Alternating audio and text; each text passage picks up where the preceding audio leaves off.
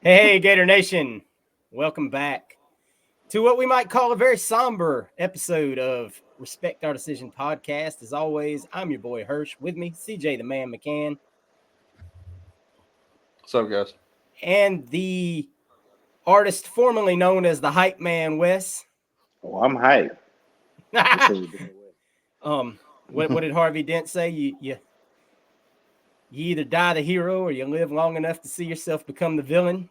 This might be Wes's character arc for that story. We'll get there in a minute, guys. As always, thank you for following along with us on this journey.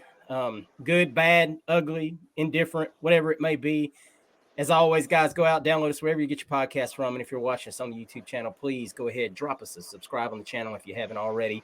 If you're still hanging in here with us, I know times are rough, guys. I get it. Leave a like on the video if you like what we hear today, tomorrow, tonight, whatever it is. I'll get it straight. And leave us a comment below, man. Give your thoughts.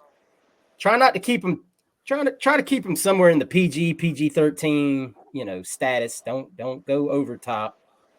But we get it. We feel your emotions right now. We're feeling the same emotions. And that's what we're going to do, man. Look, we know y'all have had y'all's ear to the ground. We're not talking to a bunch of uneducated folks out there. Y'all know how Florida recruiting is going right now. You know of the recent things. You know about Waller. You know about Wardell Mack. You know about today, Nasir Johnson. Things aren't looking too good. We talked about this all year. You needed to show certain things in the season and things would be okay. And you're failing on that aspect. It is what it is. Have you shown some things? Yeah, you did early. And the mood around recruiting and the program reflected that. And then, Kentucky happened. Okay, whatever. And then you just started to see this snowball kind of rolling down the hill. And it kind of got the culmination of that at the Arkansas game. I mean, LSU, we knew LSU was going to be a battle. I don't think we expected to set records, in a negative light. But, I mean, I made a comment last week on the episode. I could see Jaden Daniels running like crazy on us, and I hate to be the prophet of that, but I knew it was going to happen. I didn't know that he was also going to throw for 900 yards, and, our DBs look like they just got out of high school, they're in a high school game. And I just, there's a lot broken right now, guys. We're not going to sugarcoat that. We're not going to do the whole patience thing. We've been doing the patience thing. We understand that that the average fan only has so much patience, and that they need a return on their investment, their emotional investment, their personal investment. And right now, there ain't a whole lot of that happening, especially when you start to see recruits falling off the ship. So we're going to take a little bit tonight. We're going to talk out of some raw emotion. I'm going to start, Wes. I'm going to throw it to you because, like I said, Wes, Wes has always been the one that I could count on to kind of be like, nah, we're going to be all right. It's going to be this. It's going to be that. And when I see my man's psyche start to take a hit like I've seen this week, I know we're in a bad spot. So I can only imagine what y'all out there that I don't know, like I know Wes, have to be feeling right now. So that's what we're going to do, Wes. I'm going to throw it to you. Wes, what can be done at this point to turn this into any kind of a positive? And I'm not talking about, obviously, a winning record. We're out the window on that. I'm not talking about a top 5 class because I don't think that's salvageable at this point. And I know that was a stickler for you. That's why I want to start with you. What does Billy Napier and company have to do from now until January? I'll throw January as the stopgap on this to win you back. Because like I said, you're as hyped as anyone I know about Florida Gator football and recruiting, and you will polish a turd all day long, for lack of a better term. You're the one that'll be like, it's gonna be all right, Hirsch. we're gonna do this, we're gonna get that, we're gonna get them, man. And right now you're like, nah, we're done, we're cooked. The goose is in the oven. So what do you need to see between now and January to restore any amount of faith in Billy Napier and his program? Well, the first thing that can be done is he got to win one of these last 2 games. And CJ convinced me last week, and I talked about it on the podcast last week when I was about to pick us for my first loss. And CJ kind of convinced me. And the thing about it, CJ and Hirsch and fans that listen to this, it's not out of the realm that we could even beat Missouri or Florida State. This is not like we're playing Georgia from the last 2 years. Florida State is not on that level. I don't think they're a top 4 team in the country right now. I would have Washington, Oregon. We've seen that over them. Missouri's a disciplined type team that, to me, they're the harder victory to get, but they can be beat. But when you look at Florida State playing them at home, I think they can be beat as well. But would I bet that? No. Not my hard-earned cash. Hell no, I wouldn't bet it. But the thing is that they can be beat, and he has to win. He has to salvage one of these, and the victory that will get him there, and that will win the fans, is not the Missouri one. It's the Florida State one. It's the one in 2 weeks. If he can beat Florida State, not only would that, to me, because I just said I don't think they're a top 4 team, and then you have Washington, Texas, and one of the Big Ten teams, Ohio State or Michigan going in, one of the SEC teams, whether it's Bama or Georgia, going. You could possibly not. You know how good the Florida fan base, we know how social media is and how you can react to knock them out of the playoff when they think this is their damn year. To be able to knock them out will be a huge bump in favor for him to win a lot of the fans back and to win me back. But the program is broken. I mean, we said it 2 years ago. Right now it's broken. The thing that Billy could hang his hat on was, I have the number 3 recruiting class. Well, we took a major hit with 3 guys leaving the class this week, and we don't know if more will leave. How long can we wait to the 2025 year? Because even next year, we know the schedule. The fans know the schedule. Like her said, we're not going to talk to you like you're dumb. You've seen the schedule for next year. Like, shit. We got to look at next year and be like, okay, we got DJ Lagway. We don't want him to play. We've alluded to we want Mertz to be the quarterback next year and go through that struggle. And Lagway would be a true sophomore or a redshirt freshman going into 2025. But the way that the season has ended, where we thought, okay, maybe it's the offense, but we can't really complain about the offense when they put up 30-something points and the defense is taking a regression. And we know we need guys, but when we need guys and we're losing guys, there was a whole social media thing about the game got to be played. And we defended it. Everybody defended. Okay, Florida State. Okay, Miami. Y'all say games got to be played. Yeah, we're recruiting out of our ass. We looking good right now. And y'all keep saying that. But we're going to be steady. We're going to see progression. That's all the fans ask for is progression. But when the defense is looking like they're looking, and then the offense is, it's like we can never play a complete game. If the offense looks good, the defense looks bad. When the defense looks good, the offense looks bad. We can never play a complete game the way we should. And it's like it's not progression. It's regression in some aspects of the game. And there's certain things that even when you guys are like, West, well, we can't score in every possession. It's like, but I'm looking like Trey has to touch the ball more. It's like things that you see, even the best offense, even with Kyle Trask, if we go back to 2020, just recent memory, that offense and how good it was, they didn't score in every possession.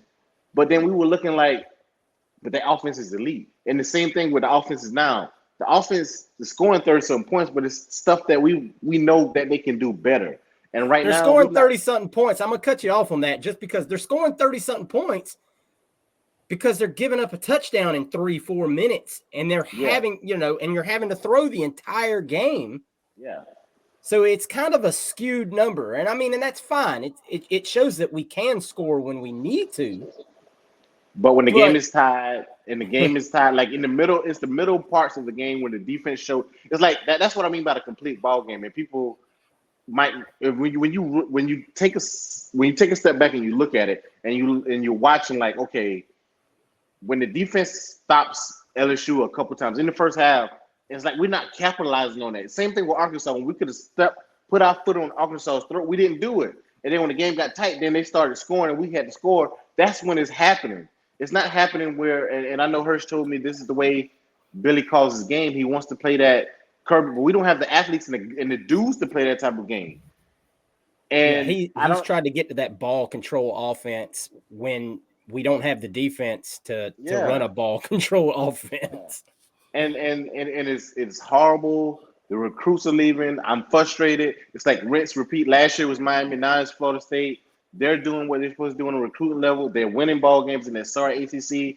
To the fans that get frustrated with or bring up McElwain, when McElwain had Muschamp elite defense with Duke Dawson and Brian Poole and Marcus May and Keanu Neal and Jalen Tabor and Quincy Wilson. I mean, this is not that. If you give Neighbor that defense with the offense, what we're doing, that's different. You can't compare those. And Kirby wasn't even at Georgia yet, like having Georgia where they're at. So the whole state of the SEC East is crazy. And then next year you're looking at Texas, Oklahoma coming, and we don't have Vanderbilt next year. Like the easy wins on the schedule are not there next year to even get that. I'm looking at like Hirsch, CJ. I'm looking at a 2-10 season next year. If that, we might get 2 wins. I don't know if we can beat UCF next year. I'm talking UCF next year. Like that. That's how bad it's getting. Like gonna get beat like it's a UFC. It's gonna be crazy next year. And if I don't know, and the things that I tried to say Billy will be able to fix, the portal things that he should have done, that he didn't do, is hurting him now, because if he had the guys to do it, and we've tried to make the excuses about, hey, this is a young team, wait till these guys next year, but do we want to see all these young guys next year against that type of schedule? I don't know how they're going to perform. I just don't see a light at the end of the tunnel the way I want, the way I did, because of the way the recruiting is going. And I don't want to keep going on because you guys are going to say stuff that's going to trigger me to say more stuff. But right now we're in a bad place as a program. I'm sick of Scott Strickland and what he's doing. I'm sick of the fact that we say Florida State didn't have money. That's why Jimbo left, right? Jimbo left because Florida State didn't have money. But all of a sudden, Florida State has money. I mean, we can't keep making excuses for these other programs to do what they're doing. Well, Florida State is going to be in purgatory forever. They don't have money. They're not doing this. Well, they figured a way out in their conference to do it, which winning close games, having a fifth-year guy like we have in Graham Mertz, who hasn't played bad, but our defense has been so horrible, but it's not apples to I'm conflicted the way I feel, because I know it's not apples to apples. It's not orange to orange. However you want to say, the same goes, because we play in a different conference than what Florida State is playing. The best team Florida State has played is Duke. Like, Clemson has been horrible this year. This is not Clemson with Deshaun Watson and Trevor Lawrence. So they've been able to skate, and they should have lost at Clemson if they had a kicker that can kick the ball. So it's like, it's crazy to put us in a predicament, but it's the life we're in, and it's like being a Florida Gator fan. But I mean, we're broken, and we're going to be in the mediocre state where we might win 4 to 7 games a year for the next 3-4 years. If we fire Billy, nobody can come in here and save us. Kirby, Urban Meyer, Nick Saban, the only one who can save us. There's not a young coach that can come in right now and fix the program. That's what I want you guys to understand. There's nobody that can come in, because the support isn't where it needs to be. And it has nothing to do with the coach that comes in and hypes it up. It's they just don't care. And I know CJ can probably hit on that a lot more. Like I said, I know we want to keep it moving. CJ, you've alluded to it. Hold on. Go ahead, Wes. Last thing I say before I pass to you guys, the only thing, and this is going to be bad for me to say, the only thing is Billy's going to have to make some coaching changes, and we're going to have to just do a dabble. We're going to have to endure bad seasons till he gets his system and his players in, because new coaches can't fix it, because of the way our guys up top, the way the money is going to be spent as far as NIL and getting these guys, that won't work. Is not going to work. So we stuck with Billy because he's here now. No matter who it was, it could have been any young coach that came in. We have to endure these young seasons to get to where we're going to get, and that's just the way it is. It's not an overnight fix, because of the conference we play in, because the way you have to recruit in the conference we play in. That's the only way to fix the inevitable, because no new coach can come in unless his name is Kirby Smart, Urban Meyer, or Nick Saban. All right, CJ, ball's in your court. How you feeling? I feel great. No, no, it's it's bad in the sense of there's nothing we can do about it. You and me, we don't have the power. I don't have $30 million in my back pocket. There's some Florida Gator boosters that do, but they don't really care, and that's it. You look at teams and understand, and Auburn's about to get there too. You guys watch. There's about to be some teams, and it's going to get harder than ever to win because Georgia boosters, Alabama boosters, Auburn boosters, Texas A&M boosters, now Florida State boosters have gotten sick and tired of losing. They've decided, hey, we're going to pay money now. We want to play and compete. They're all coming together, and it's about to be a shitstorm for us because our boosters, aside from 2 or 3 that are just absolutely trying to carry this thing on their back, don't really care. They don't care about football. They don't care about it enough to do anything to spend money to get us over the hump.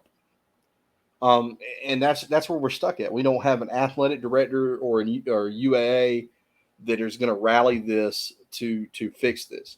A lot of the guys, the kids that we lost in the recruiting, we could have saved by upping NIL, by doing it, but you get what you get and you don't pitch a fit. And that's the way they look at it. They look at it in the sense of, well, Steve Spurrier didn't need this to win. And Urban Meyer didn't need this to win. And I'll hit on Urban Meyer just for one freaking second because something he said pissed me off. When he's going to sit here, and I love Allie to death, but he's going to sit here on the show and tell me that a guy should be able to get up in the morning and not have bad seasons at Florida. It's impossible to have bad seasons at Florida. It's not 2005 anymore, man. In 2005, when you were there, Alabama sucked, Georgia sucked, Florida State sucked, Tennessee sucked. You didn't have to worry about any of them. And you were allowed to just do whatever the hell you wanted to do with your sounds like Urban trying to get a job, but go ahead. But let's stay focused on what the situation Urban had at Florida. It didn't matter that he had all the kids arrested that got arrested, and all that didn't matter because we weren't worried about our public image like we are. Right. And he's part of the reason that happened. He's a lot of the reason that we're in the mess we're in. Since 2010, we have not fielded a consistently competitive football team. We've had about 4. I'll take that back. We've had about 3 solid years since 2010, where we have put a very respectful football team on the field. We haven't won an SEC. We haven't won a conference title since 2008. If you'd have told me that in 2008, that we would be sitting here now 15 years down the road and not have and not almost sniffed it. I would have called it. Not even close. And that's frustrating. We had Georgia at one point. We had Georgia and Florida State lapped at one point. Like they couldn't touch us, couldn't beat us. And then they got rid of Urban. They got embarrassed. They gave too much of a crap about what their public image was. And now they've made a concerted effort, all of them, all the gray hairs up there, that we're not going to do that again. We're not going to stoop that low, as they say. Well, until you do, until you get kicked in the gut enough to say, I'm tired of losing, it's not going to change. It's just not. Billy Napier can only do so much. Billy Napier has worked everywhere. He worked at Alabama. I can promise you, hand to God, if you and me sat down with Billy Napier in a setting where he could speak freely and openly, he would tell you, this ain't Alabama. They ain't running this thing like Alabama. They don't want to try to run this like Alabama. They don't care to even attempt because they're more concerned about being a top 10 or top 5 public university. They're more concerned with being the everything school, and trying to funnel money to all these different things that University of Florida does. And what frustrates me about that is if you have a good football team, everything else will be good. We've seen it everywhere else. Alabama used to be irrelevant in basketball. Didn't have, wasn't even close. Now look at them. They've lapped us in basketball. And if you ain't careful, Georgia's fixing to do the same damn thing. They're spending money more than they've ever spent money at basketball. They're doing the same thing in baseball. So now we're on a situation where it's either time for somebody to say, I've had enough. We're not going to lose anymore. We're going to do what it takes, and we're going to make necessary adjustments to do it. Could that happen? Sure. But it's going to take somebody to come in and care. You've got people now, all these universities, they have their guy, just a millionaire that, just wants to win. That's just not the case at Florida. We got some guys with some money, more money than you and I'll ever see, but not to that level. I mean, Florida State now is John Morgan and Morgan and Morgan. JP Morgan. JP Morgan, they're paying some cash money to play football, and that's what it is. And the two I talked about this too was Georgia. Georgia's got boosters that are paying out their butt, never went to college, never went to Georgia, have no tie to it. Their kids don't go to Georgia. They just care that much about Georgia football. Exactly. Florida doesn't have that, nor would they accept somebody who would do that. They've got their own little club, and if you can't play, they don't want you there. And it's frustrating because all of us have done nothing but support this program, support the University of Florida, go to games. I've supported every coach, and I'm still going to support Billy Napier. I've supported every coach until the bitter end when they're carried out the door. And I'm going to continue to do that because that's just the way I am. But it's frustrating. I can't, it doesn't make sense to me that you can make that many wrong hires. Like something else is at work there. Like even Tennessee had the same problem. Tennessee has gone in and gutted everything. Now they're winning football games, and it won't be long before beating them every year won't be a. And added to what you said, great boosters. The owner of the Cleveland Browns, I know, is a tremendous booster for Tennessee. Hell, Peyton Manning himself. I mean, just big money guys pouring money into the program. Is some of the luster fading off of Josh Heupel? Yeah, but guess what? They're still winning enough games that's keeping the boosters involved, that's getting the recruits on campus. And they're not having classes as good as us. But they're going out, hitting the portal, getting a few kids they need at choice positions to stopgap things. And, I don't want to cut you off, CJ. I want you to be able to finish what you were on. But the portal situation, I saw a post today by someone that's very reputable in Gator Nation, EH, if you know who EH is. He's been a message board person for the Gators for many years. He's a booster.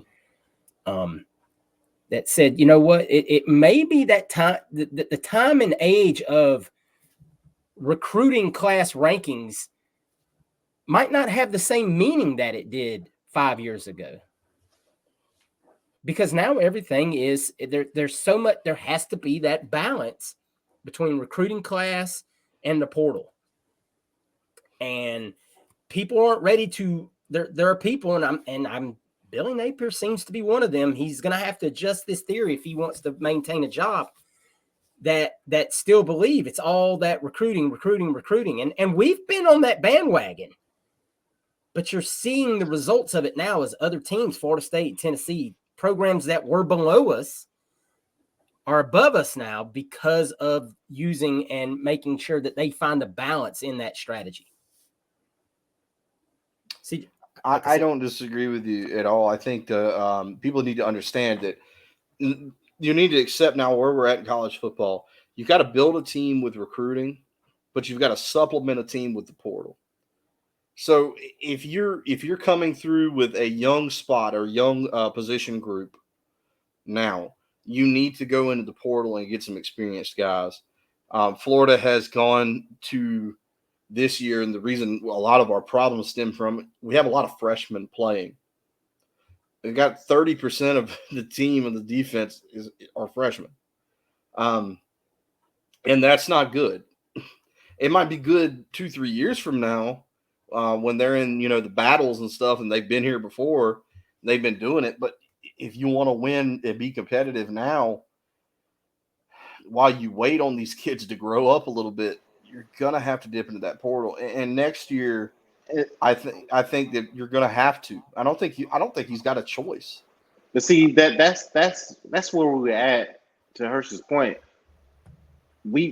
it's nothing wrong with that, but when you don't see any improvement from the guys on the field, and you can't keep the recruiting class intact, that's where the problem lies with the portal. And that's what I was saying earlier about how the lack of getting guys that we should have gotten in the portal has affected us. I don't mind.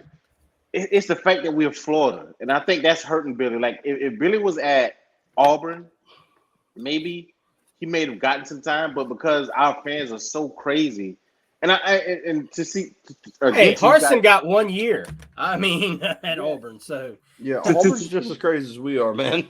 But to you guys' point, it's like it's okay to see those guys come into fruition, and and that's why I say 2025.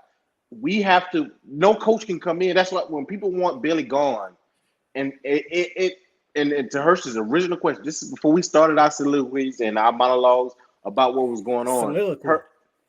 Hirsch said, "What can save Billy?" And the thing is, it's time, because no other coach can come in and fix this but the way he wants to fix it without time. And that's the thing that our fans have to understand.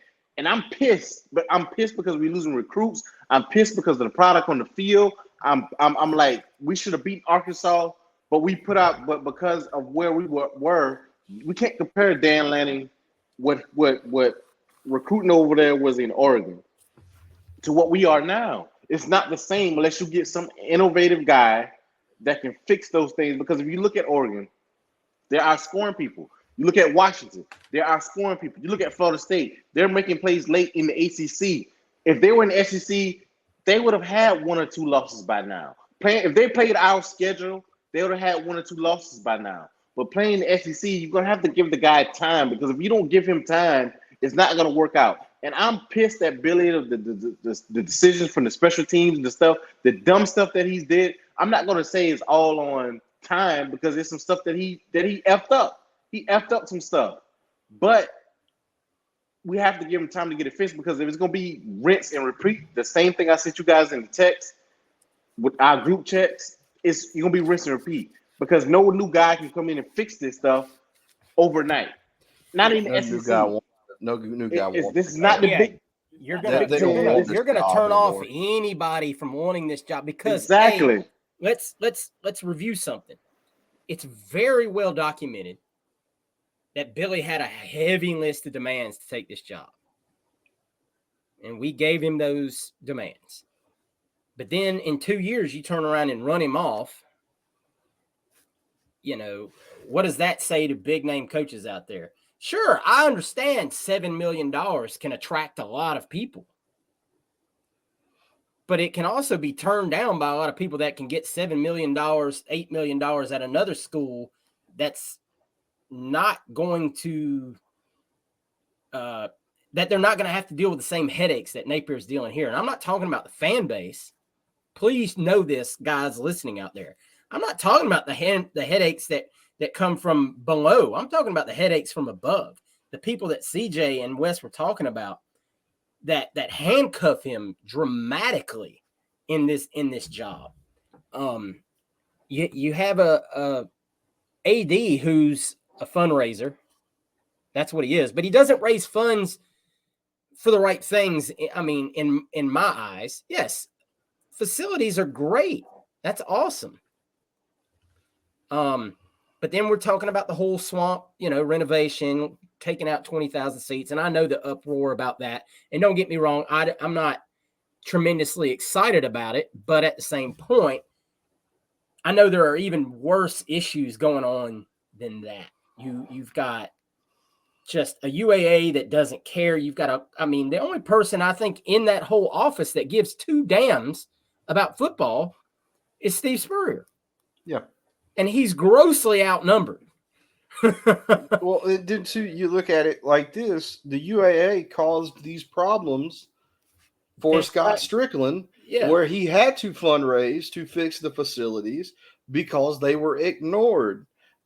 We didn't have an indoor practice field till 2017, 16. We didn't have anything. We got here, all this stuff was behind. We didn't have this standalone facility. Florida was consistently winning and was not taking, at that time, the money and putting it back into the facilities then. So then you get Scott Strickland in here, and he's playing catch up for all the facilities, which doesn't help because then you can't focus on the other stuff. We've created problems for ourselves because we've been prone to react instead of taking action prior. It's frustrating. We got people that are sitting on their hands. And don't get this wrong either. We may fire Billy Napier. We might fire him. They might pay that $30 million buyout. We might bring in another head coach, but you know what's going to happen. And we saw this early with Billy Napier. They don't want to spend the money to kickstart the program. They would rather instead wait to see. They're going to take a wait and see approach in another coach that we hire. And we're going to be behind again because nobody wants to take the initiative. We don't have anybody in the program to say, I'm going to get this over the hump now and remove all excuses, set this coach up for as best as I can. It's not going to happen because it hasn't happened. I think Dan Mullen, for all his flaws, was the closest. Had Dan Mullen given just an inkling, just half of a damn about recruiting and actually cared about the other stuff that goes on as a coach, we'd probably be in a pretty good spot. Because these guys that are spending money now were there before. They were there, but Dan didn't want their help. Dan didn't want to do this stuff in recruiting. Dan Mullen didn't want to do any of the NIL stuff. So it's put us behind. So we've gone from a coach who could win games with little to nothing that refused to get something. So then he gets lapped by everybody else.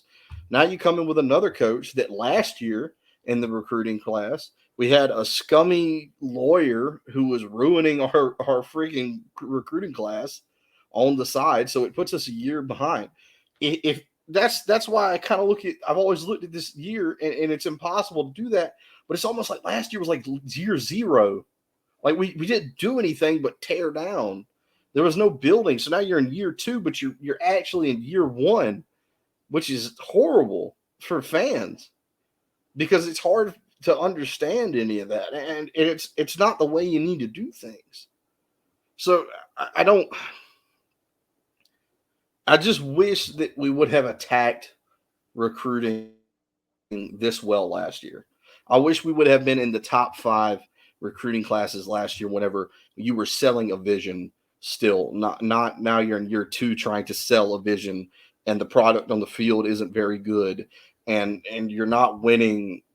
And you're coaching, you're talking about changing coaches, position coaches. It's just a mess. It's just a mess that the leadership at the university has created.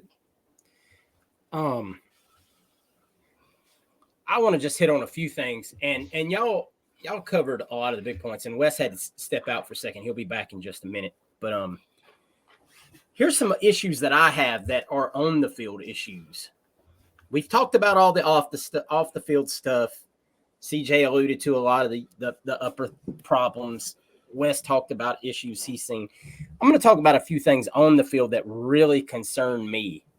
And I know a lot of people agree. I mean, we've hit on this a lot, but there's two players in particular that really speak out to me about what's going on with this team. And those are Jalen Kimber and Jason Marshall. Those are experienced corners. One, Jason Marshall, we know what his ranking was. Now, I get it. Some players don't live up to their ranking. Cool. I don't have a problem with Jason Marshall not living up to being a 5-star on Rivals 3.5 years ago. Jalen Kimber was a high-rated 4-star, recruited by Georgia, by Kirby Smart, committed to Georgia, transferred. So not a Dan Mullen guy. These are guys that have been under Billy now for 2 years. And both of them seemingly have regressed almost like game to game before our eyes. And a lot of people say, well, like Jason Marshall just doesn't look like he cares. Well, who's in charge of that? And I'm not saying making him care. Like, if that's just the kid's attitude, that's just the kid's attitude. But who's in charge of running him back out on the field? Do we have better alternatives? You can't tell me that Jakeem Jackson is worse because he's at least giving it his all. I'd rather see him give his all than some of the efforts that I see, and then go to Twitter about somebody saying about the Jaden Daniels run, and he just gave up on the play. What was I supposed to do here? That was his response. Look, I get it. These guys have been criticized up and down by the fan base. I understand it gets frustrated. But you're not doing anything to combat that by not showing any kind of hustle on some of these plays. The face mask play earlier in the year where Jason Marshall just quit running. Jalen Kimber showed flashes last season to me, playing with a cast on his hand. But he looks seemingly worse each and every week this year. So what is truly going on that you have players, highly ranked players, that are seemingly regressing week to week? Does that speak to the attitude of the whole team behind the scenes? Now, don't get me wrong. There's some guys that give their all every play. I'm not saying that. Jordan Castell, I know a lot of people say, well, Jordan Castell's, regressed too, but I believe Jordan Castell has just hit the damn wall. This is the most football the young man's ever played in a year. And this ain't high school. I mean, he's playing against full SEC competition. So I have no doubt that kid's hit a freshman wall where it's just like, oh my God, his body is probably just beat. And that's the learning curve of playing true freshmen in the SEC, especially on defense. They get beat up. And there comes a time in that season where you're not used to playing this much football. You play in a high school game where the quarters aren't near as long. You don't have all the timeouts and TV timeout. A game lasts how long, CJ? A couple hours, and you're out of there. Yeah, right. Yeah. And now you're on the field. You're out there, especially in this defense where you're just getting run. And I'm not making excuses for all of it. There's a lot of this going on that just makes no sense to me. How have you gone from what we saw against Tennessee? Granted, in the swamp, night game, still early in the season, a lot more to play for. To this. It ain't just because you lost Shamar James. It's just like, and it goes back to some of my arguments about strength and conditioning. I believe that is a tremendous issue, but will anything be done about it? I can't tell you. I don't know. I keep being told, hey, Billy's going to make these changes by people that I really trust. They're like, Billy's going to hire an offensive coordinator. A lot of it is he's probably not going to have a choice. He's going to have to make a choice. Hey, it's you or them. Right. And by them, I mean Sales, Stapleton, and some other guys. I believe you see Sales, Stapleton, Billy G, I believe, is going to be gone next year. And that's not going to be because he's going to be let go. I think Billy G's kind of getting into that twilight of his career, and he wants to kind of move on from this. but that we'll talk about that another day. It's really not important to this show. I think you're going to see Mike Pete gone. I think at this point in time, given what I've heard and read and what we're seeing on the field, I think it's a very, very solid chance you're going to see Corey Raymond gone.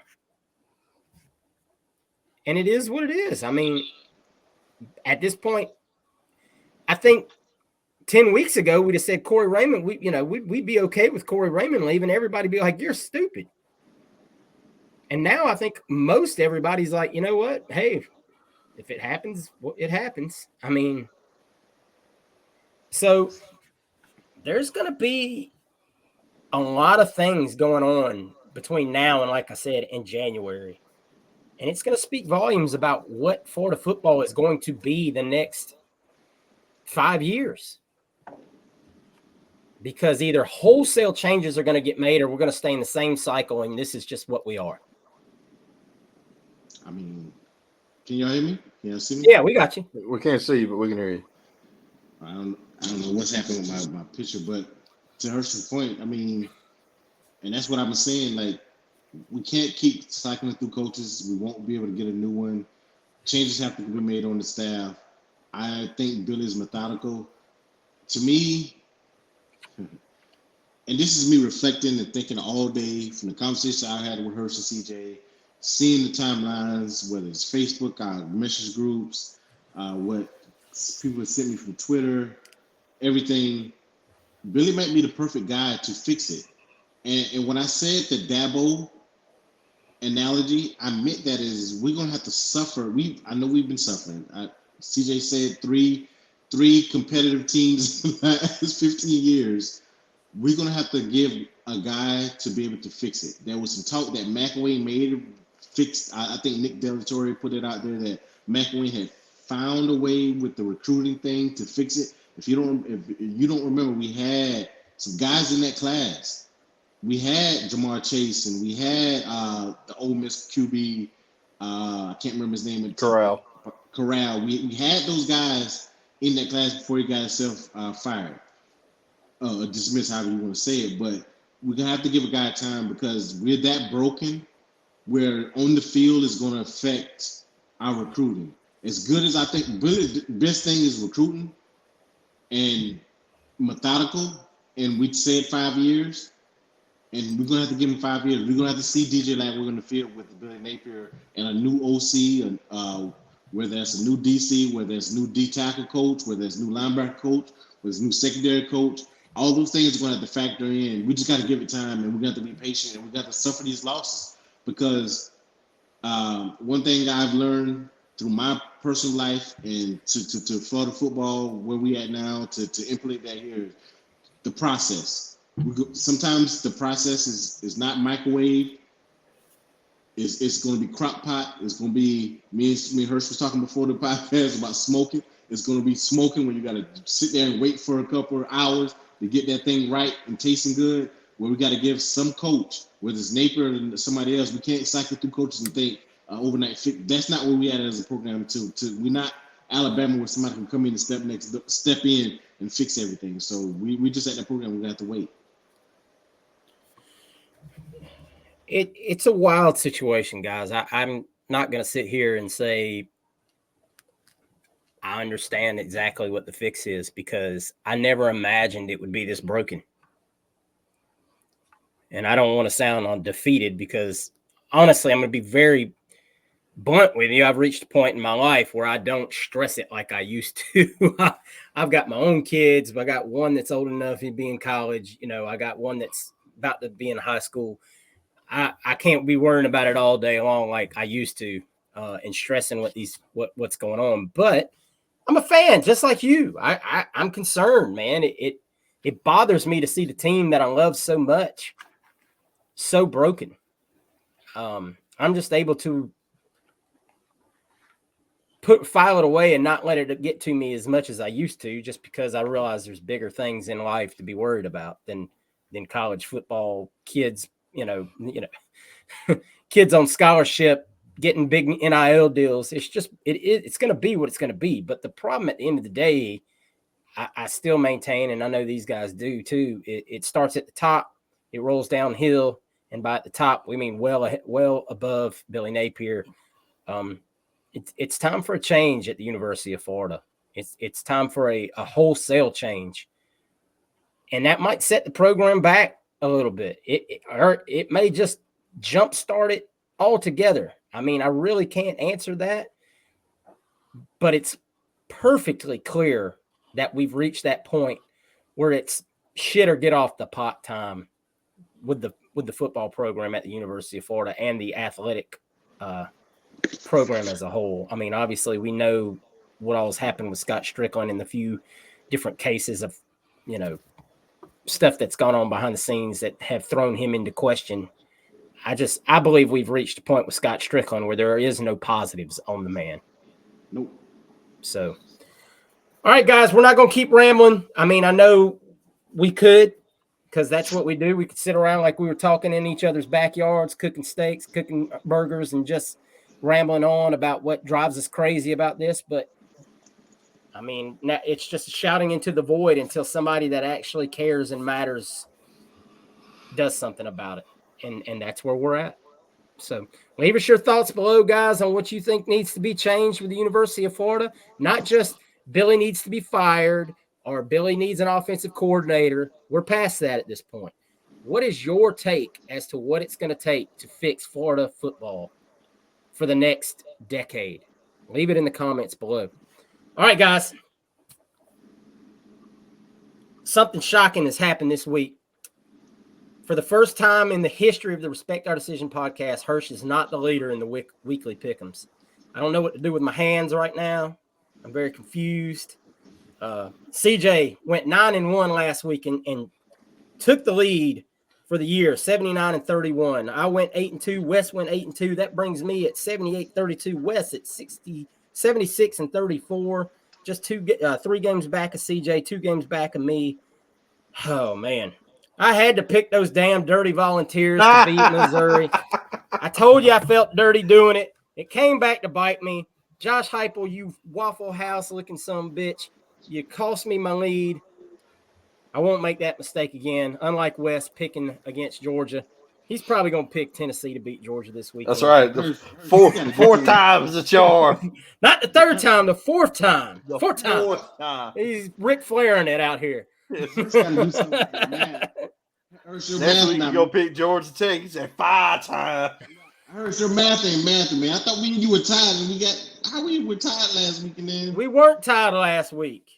No, You've been back the whole season. Me and CJ were tied last week. You can make a comeback. I had to make a comeback. I was behind y'all like 5 games at one point. See, Wes is trying to manipulate. I had to dig it out, man. Wes is trying to manipulate my mind. He's trying to Jedi mind trick me into getting back up higher up in the win column. All right. I put up this week's slate of games is not stellar. So we went digging this week to throw in some games that are really going to take a little thought process and find out who truly knows a little bit about ball this week. So first up, Alabama and Chattanooga. Yeah, exactly. What is it? Florida State, North Alabama. That's it. All right. Now we're going to start one that's kind of fairly easy, though. Washington at Oklahoma State. CJ, you won last week. You get to go first. You mean Oregon State? That's what I meant. Oregon State. You said Oklahoma State. I was like, man, boy, that ought to be a good game. Something State. It wasn't Ohio State. I don't, yeah. Oregon State. You got it. I'm going to take Washington, but don't be shocked if Oregon State pulls it out. They're playing. Man, that conference is wild, man. I don't understand. I still don't understand how Washington, Oregon is still out of, especially Washington, because they're undefeated. How Florida State's in front of them. With who you taking? I'm taking Washington because I need Florida State out of there. It's crazy to me. It's only going to happen if we do it. Man, Washington they live their life like Dominic Toretto, boy, a quarter mile at a time. They're they're wild up there. They're going to lose one of these games, but I think they win this. They lose to Oregon in the Pac-12 championship. All right. The Battle of Kansas. Kansas State at Kansas. Wes, who we taking? Kansas. CJ. Kansas. God, they look mighty terrible this week, though. Didn't they? Didn't they get beaten this week? I don't remember. But You know what? It's at Kansas. Give me Kansas. Rock Chalk, Jayhawk, all that good stuff. All right. UNC travels to Clemson. CJ. Oh, we're thinking now. Yeah. This is a tough one. It's at Clemson. Give me Clemson. UNC is hot and cold. Wes. I'm gonna go with the Tigers. Yeah, give me UNC then. All right. Drake May, you are an Atlanta Falcon. Anyway. All right. Utah travels to Arizona and a tale of 2 7-3 football teams. Wes. Utah. Ooh. CJ. I'm gonna go with Arizona. Yeah, I'm taking Arizona myself, man. They're on the up and up for sure. Still really like that quarterback. All right, here's a game that, man, I didn't know we'd be here. UCLA at USC. Chip Kelly on the verge of being fired. Some have said it's already happened. I don't know what we're even playing for here anymore. CJ, who you taking? USC. Wes. USC Trojans. Yeah, if UCLA, if Kelly knows he's on the way out, he's kind of temperamental. He might just let this shit go all the way into the earth. Give me the Trojans. All right. Speaking of Georgia Tech, Syracuse at Georgia Tech, 2 5-5 teams battling it out on Tobacco Road. Wes, who you taking? Georgia Tech. CJ. Man. Oh boy. Will he pick Del Rio? Give me Tech. I don't like picking Tech. They let me down. Rambling right for Georgia Tech, the hell of an engineer. Man, I'm telling you, with that hellacious home field advantage right there in the heart of Atlanta. Hellacious home field advantage. That traffic going down 75 south, just blaring in the background. Yeah, buddy. You know what? Give me Tech. Smog sets in. I'm not picking on Carlos Del Rio team. I just don't believe in it. All right. Another scrappy battle. Here we go. UCF at Texas Tech. CJ. Give me the Red Raiders. Wes. UCF. Yeah, I think I'm going to go UCF on this one too. This feels like one that if I picked against Gus, he's going to end up winning like 43-10 or some craziness just because I did. Give me UCF in this one. Whew. All right, staying in the battle of mid, Kentucky at South Carolina. Wes. Kentucky. CJ. This game's stinky. This game sucks. These teams. We're gonna have some really weird and what are they called? South Carolina's on a 2-game win streak right now. Yeah. Yeah, they beat Jacksonville State and they beat Vanderbilt. They're riding a hot streak right now. Heat wave. November heat wave. Kentucky just got smacked. Give me Kentucky. Give me Kentucky. I think they can run the ball on them. How dare you pick against the Cox in No Nut November? Yeah, that's it.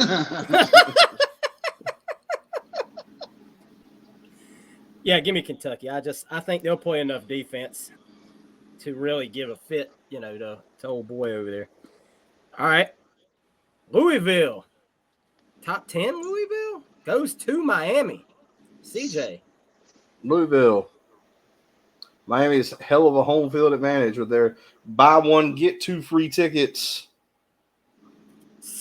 Wes. Louisville. Yeah, I think Miami blew all they had out last week to try to play that game tight. No, that wasn't a tight game. College Football Committee said Florida State dominated. Yeah, of course they did. Just give me Louisville because I think the Miami's quarterback situation is a train wreck. Boy, a lie don't care who tells it. All right, Wes, here we go. UGA at Tennessee. Actually, that's you, Wes. Go ahead. Come on, That's Wes. that's how I lose every week. Come on, Wes. I'm gonna go with Georgia this week. No. You won't catch me slipping this week. You're gonna catch it That's this week. tough. I would have been in the lead if I picked Georgia. He every finally week. picked of the 4 horsemen. He finally picked Benoit. Freaking Mongo. If I be in the lead with my other picks, I've been having 1 and 2 losses. If I pick Georgia, He done picked them all. Paul Roma, Yeah. all the bad ones. If you'd have just listened to us like a month ago, you'd be right there at the top. Yeah, I'm Yep. taking Georgia. Tennessee's trash. Boy, they looked right past damn Missouri, and I told you exactly what was going to happen. I really didn't think. How do you look past another team that's what top 13? Because it's Tennessee.